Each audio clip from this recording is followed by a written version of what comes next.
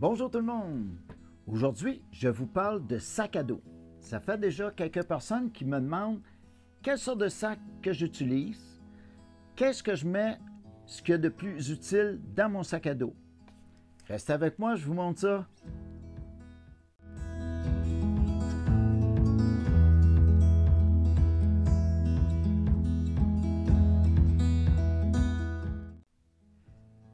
Bienvenue sur ma chaîne Rockwood Survie. Mon nom c'est Rock Dubois et aujourd'hui je vous montre les différentes sortes de sacs à dos que j'utilise.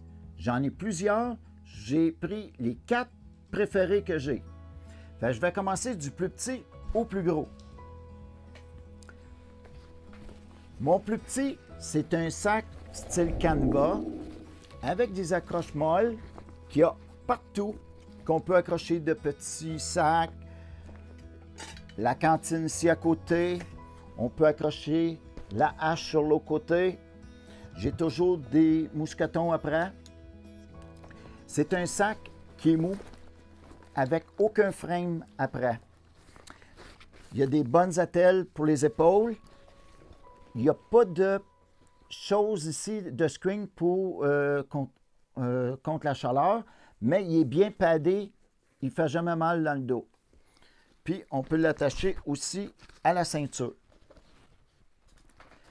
Fait que ça, c'est un sac que je suis capable de tout mettre qu'est-ce que je vais vous présenter, à l'exception de la tente et du sac de couchage que j'attache par en dessous. Je vais vous montrer maintenant le deuxième sac. C'est un 35 litres. C'est un Osprey. Celui-ci, on peut le porter à la poignée ici. Il y a une autre poignée ici dans le côté. Il fait aussi sac à dos. Lui aussi, il n'y a pas de screen pour la chaleur dans le dos, mais il est extrêmement bien padé avec une ceinture padée aussi, comme ça. C'est un sac qui est léger. Le matériel, il est très résistant dessus. L'inconvénient que j'aime moins de ce sac-là, c'est que quand on met le stock tout empilé à l'intérieur, étant donné que c'est juste un sac qui est comme ça, il y a une pochette ici qui se trouve en avant, mais le gros, c'est tout comme un grand tube. Si on a besoin de quelque chose à l'intérieur, il faut tout sortir pour aller chercher qu'est-ce qu'on a besoin. Ça, c'était pour le Osprey. Ici, je vais vous présenter le Gregory. Le Gregory, on tombe une coche un peu plus haut. Celui-ci, c'est un 45 litres. Il y a un screen ici pour ne pas avoir chaud quand on marche longtemps. Fait que ça, c'est un gros plus. Il y a beaucoup de padage aussi, un peu partout. Jamais mal dans le dos. La même chose pour la ceinture. Puis la ceinture, il y a aussi des sacs, qui est très, très pratique que je trouve. Puis celui-ci, il y a un vrai frame de sac à dos. Pour ce sac-ci, on peut le remplir ici comme ça. Puis si j'ai besoin de quoi qui est en dessous, bien, il se trouve un petit zip dans le bas que je peux aller chercher mes choses. Fait que je peux aller fouiller en dessous si j'ai besoin de quelque chose qui se trouve plus bas. Ça, pour moi, c'est un gros plus pour ne pas avoir à tout sortir dedans. Puis aussi, sur la tête du pack-sac, comme ça, le sac à dos, vous avez une autre réserve que vous pouvez mettre des choses ici. Moi, souvent, je vais mettre, c'est la nourriture, puis les petites choses que j'ai souvent besoin, ils vont aller ici sur le dessus. Celui-ci, je peux mettre mon sac de couchage, mais la tente, je la mets en dessous. Pour le Osprey de tantôt, je ne peux pas mettre ni la tente, ni le sac de couchage.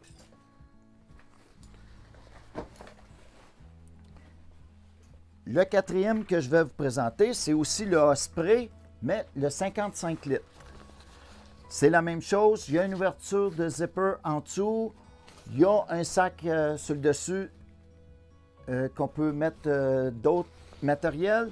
Il est fait vraiment pareil, sauf il est plus grand. Lui, je peux mettre la tente et le sac de couchage à l'intérieur, ainsi que tout ce qui se trouve sur la table que je vais vous montrer.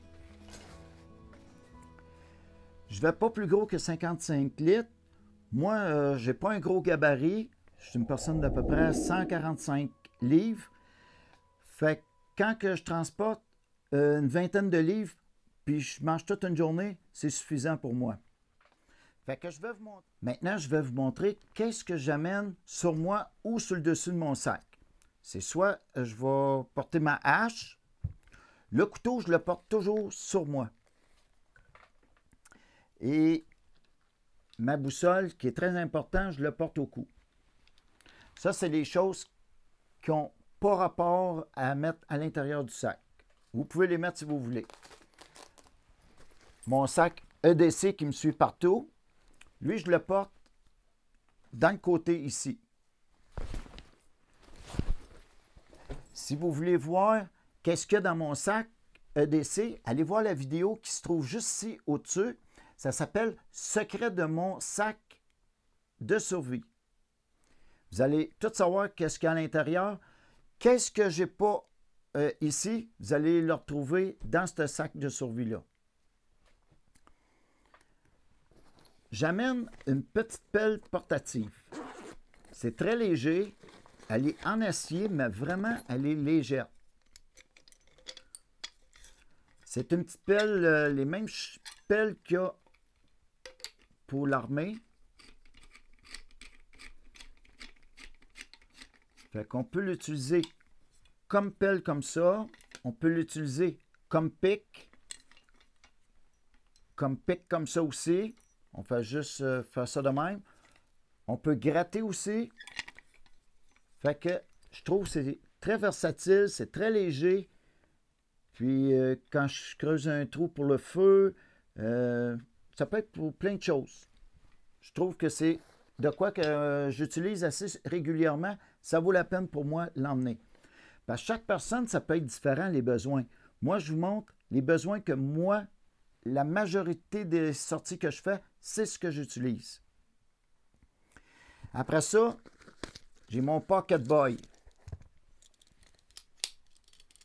Ma petite scie portative. Ça suit partout. C'est essentiel pour moi. Mon petit kit pour partir des feux. Fait que j'amène quelques différentes choses pour partir des feux. Mon Fire Steel. Un briquet. Une petite trappe à bois avec, j'ai du bois gras à l'intérieur, puis quelques allumes-feu. Et ces sortes d'allumes-feu qu'un jour, je vais vous montrer comment on les fait. Fait qu'en ayant 3-4 façons de faire un feu, vous n'êtes jamais mal pris avec ça. Après ça, j'ai une couverture de survie couleur aluminium qui peut être toujours pratique.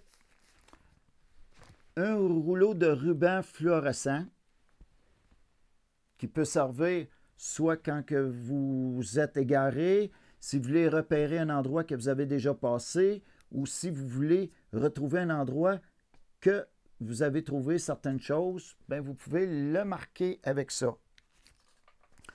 J'amène toujours une petite serviette grandeur moyen.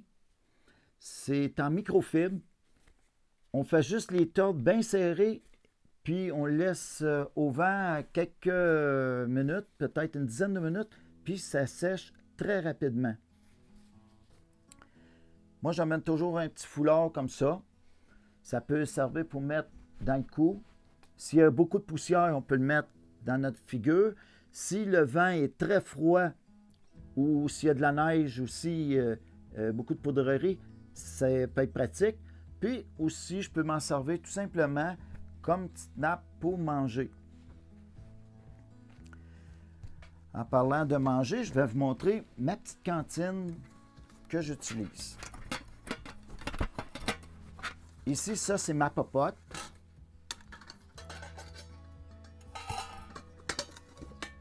j'ai mon grand chaudron ici, que je trouve qui est très pratique maintenant. Là, une poêle, comme ceci. Après ça, j'ai mes gamelles ici.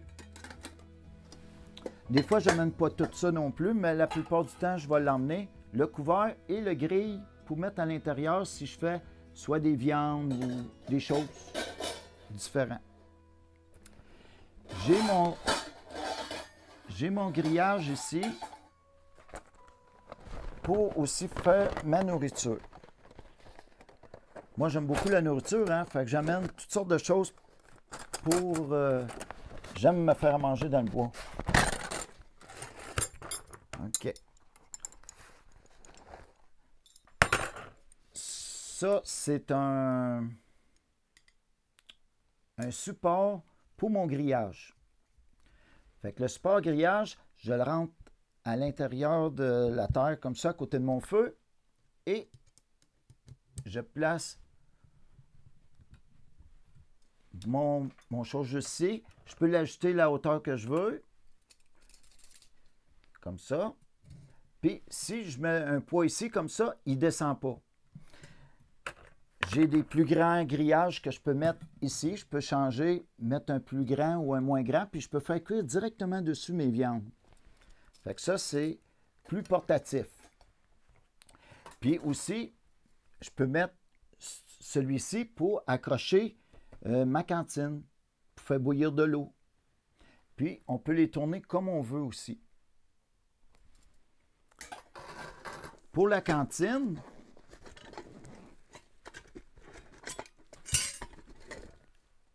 bon, j'ai ma tasse que ça contient 2 tasses en passant. Cette tasse-là, on peut la mettre dans le feu, il n'y a aucun problème. Puis, la bouteille, la réserve d'eau, c'est la même chose. Elle fit très bien dedans la tasse. Puis, c'est des bouteilles Pathfinder. C'est vraiment excellente compagnie pour avoir des bonnes choses. Puis, dans le fond, ici, j'ai un autre tasse, mais elle est très grande. Celle-là, elle contient 3 tasses. Puis, j'ai aussi un rack à l'intérieur de ça pour faire un feu. Si, mettons, j'ai juste un petit feu que je vais faire en dessous pour mettre ma tasse, c'est juste ça. Mon feu, je le fais ici. Ça peut être soit avec une chandelle, soit un petit feu à l'huile, ou ça peut être un petit feu à gaz aussi, ou au bois, juste de quoi qui n'est pas très gros. Puis, j'ai ma fameuse planche pour couper mes choses. Tout rentre à l'intérieur de mon sac. Ici, c'est mes ustensiles, qui est cuillère, fourchette, qui fait en même temps le couteau, je crois. Celui-là, non. Celui-là, c'est juste cuillère, fourchette. Parce que j'en ai d'autres modèles que vous avez ici un côté couteau sur le long de la fourchette ici. Fait que ceux-là sont en titanium, sont ultra légers. Puis pour la nourriture, moi j'aime ça emmener quand même pour en avoir 2-3 repas. Fait que je m'amène une soupe. J'amène des galettes au gruyot. Puis j'amène des protéines. C'est de la viande style bœuf jerky. Fait que c'est... j'en amène quelques-uns. Là, je vous montre juste quelques échantillons comme ça. Mais j'amène plus de choses que ça pour la nourriture. Ça dépend toujours combien de temps que je pars, où je vais.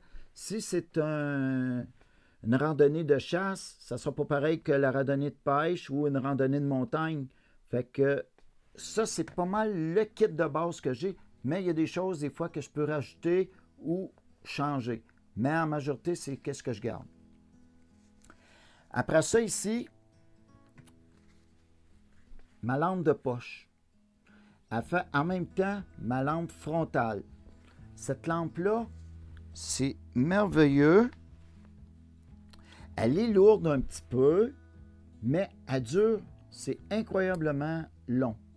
Ça l'éclaire vraiment fort. Vous avez 3 intensités dessus, puis elle a le scrub aussi qui fait flasher. C'est la marque en passant, c'est All-Light. Ce qui est pesant dessus, c'est la pile. Parce que si je prends juste la lampe de poche, c'est pas pesant.